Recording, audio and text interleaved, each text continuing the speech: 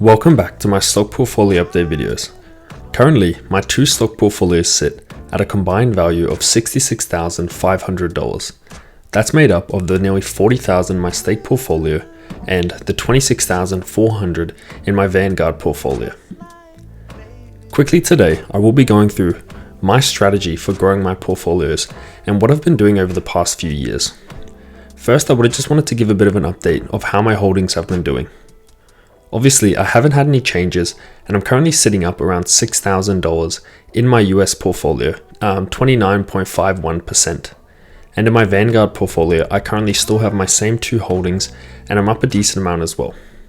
But this hasn't always been the case. I've had years where I was down a lot, such as when I was doing videos and my portfolio was down nearly 20%. And even if you just have a look at the S&P and VOO, which tracks that, one of my major holdings, you can see during this time, overall it's traded up, but I did have this period where things were definitely in the red and I used that time to buy in. And that all goes towards my strategy of what I've been doing these past few years to build up my portfolios. If you've had a look at any of my older videos, I have videos tracking back all the way to when my portfolio was only $13,000. Now it's sitting at around nearly $66,000 and I'm getting towards my goal slowly of $100,000 invested. How I've done this is by dollar cost averaging mostly and reinvesting my dividends and all extra money that I get to save. Obviously, the first thing I always tell people is to have an emergency fund, so I make sure I have that, but all my extra money I've been putting in towards these portfolios over the last few years. My Vanguard portfolio is actually a lot newer than compared to my stake portfolio, but the reason why I created a separate portfolio was to diversify even further, and then so I could use this portfolio for different reasons, but more on that later.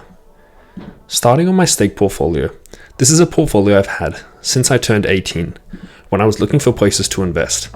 And since then, I've been putting money in slowly, and because it's all in USD, my Australian dollars recently have actually been worth less because of how strong the USD is compared to the AUD.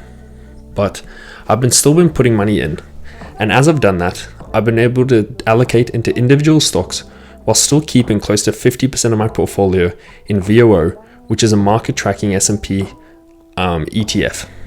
I'm currently up around 21% in that, but obviously would be up more if I wasn't dollar cost averaging. And then the rest of my portfolio is pretty much all my individual stocks that I pick to hopefully beat out the market and make videos on. That's the likes of Apple, Microsoft, JP Morgan and Costco, to name a few. Going through, Apple was actually one of my original holdings. It was one of the first stocks I actually bought, and it's had a really good performance for me over the years, but it has been a bit up and down as of late. If you look at the last year alone, it's only up 6%, but if you were buying these dips and selling when it was quite high, you've probably done a good for yourself. But for myself, I'm a bit more of a long-term investor, and I don't see myself selling out anytime soon. I own around 18.5 shares, and I'm up around 35% with an average share price of $142.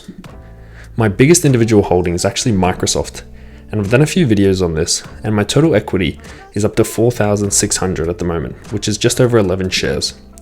I'm up around 42% or $1,388 USD, with an average share price of $291.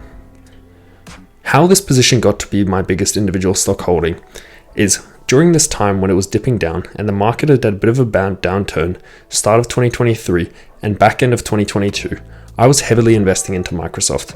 I saw this as a company that had a lot of upside and such a strong business model. Microsoft and Costco, I always say, are the two businesses I believe I invest in that have the strongest business model. And it's been great for me. And as it's grown and grown, it actually overtook Apple and is now my biggest individual stock by a decent chunk. I still aim to keep 50% of my portfolio in VOO because I don't see myself as some exceptional investor. At the end of the day, I'm just someone who's looking to build a bit of wealth and put a bit of money aside and track it by doing these videos. And investing in the S&P is the best way of guaranteeing that I do get some form of market lending returns. In the last year alone, it's been up around 23%, and in the last 5 years, it's up 83%, showing that you don't have to be some exceptional stock picker investor, but you can dollar cost average into a good tracking ETF and still get good returns. Since the start of this year, I have been putting money in here, but over recent time, the Vanguard portfolio has been where I've been putting more money. The reason why I decided to separate and have two different portfolios that I track on these videos is because for two different reasons. Whilst I do my stake videos for shorts, and I've been doing that a long time, my Vanguard portfolio is a bit more long term. I'm hoping to use this portfolio to build up slow, steady dividends and just get really diversified into different markets.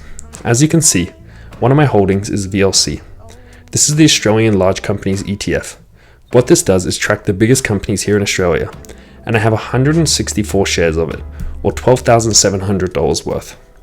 And what this does is give me exposure to both my local market, whilst I have my other position, which is VGS, which is the International Shares ETF, and this tracks, I believe, close to 1,500 stocks worldwide. Many are similar to the ones I hold in my stake portfolio, but also from other countries as well. My goal with this portfolio is maybe not to get the same returns I get with my stake portfolio, but to get these quarterly dividends that distribute into my portfolio and I can keep reinvesting, and then maybe I can use these funds for a house one day or to decide with what I want to do with it. But it's been nice to keep them separate and just have these two different portfolios I can do videos on and I can treat differently compared to having everything under the one roof. Now I'm going to go through the Excel spreadsheet, which shows these a little bit better. As you can see, it's not the prettiest, but I did up this Excel spreadsheet recently just to kind of show how my allocations are looking and just kind of tracking how my portfolios have returned and how they've grown over the years. You can see my American portfolio is pretty straightforward as well, with 50% being in the ETF and then the other 50% being me picking stocks, which I can do videos on and hopefully try to have some fun beating the market. Whereas my Australian portfolio is also pretty much 50-50 split between international shares and local shares. If you take a quick look at this is just tracking of how my stake and Vanguard portfolios have grown over the years. It's such a nice to look at this because you put money in and sometimes you don't see the long-term aspect of it. Sometimes it can feel like you're just chucking money in and you're not really getting an end goal because this isn't really liquid.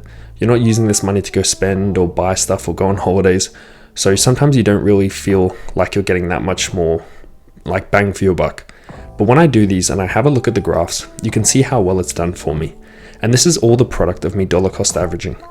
Even in times when the market was bad, me consistently investing has resulted in month by month my portfolio is growing. And if you have a look at my Vanguard portfolio, it's done the exact same as my stake. And what this means is not just bigger returns, but also bigger dividends and a whole snowball effect. And speaking about dividends, I've also been tracking my dividends on here month by month since 2021 for my stake portfolio and since 2022 for my Vanguard portfolio. And you can see here, they've slowly gotten bigger and bigger. And my total stake dividends is $407 USD. And my total Australian dividends for my Vanguard portfolio is nearly $800. All of this money has been reinvested, and I plan to continue to do this as you can see my dividends get slowly and slowly bigger. Like I said, this snowball effect is hopefully going to help me build wealth and build up these portfolios for when I go for future goals and if I need the money, like if I'm going for a house or if I want to use the money for a business venture. Who knows? I just want to have this money available and build wealth in the time being. This is how they're looking, but going back to my portfolios, I have been thinking recently whether I should allocate some positions and maybe sell out and put money into positions I really believe in long term, such as my Amazon position, which is so small I could probably sell out of because even though it's up 32%, it really doesn't make much of a difference in my portfolio. And then there's positions like McDonald's, which I bought into, I got a really good return, never sold it and held on, and now it's only up around 1%. But more on that later. This video just wanted to be a bit more of an update of what I've been doing to build up my portfolios, because obviously I've been tracking and doing these videos for years now, it feels like, and I just wanted to kind of speak on my plan, and I keep planning to do this, and hopefully by the end of the year I can hit around $80,000 invested. I do have some trips coming up, that's why I haven't been investing as much this year, but the market has been good, which has been helping me still get returns on my portfolio and get the dollar amount up. But I'll keep tracking these videos until I go on holiday and then through the end of the year to see if I hit my goal of $80,000 invested. Cheers.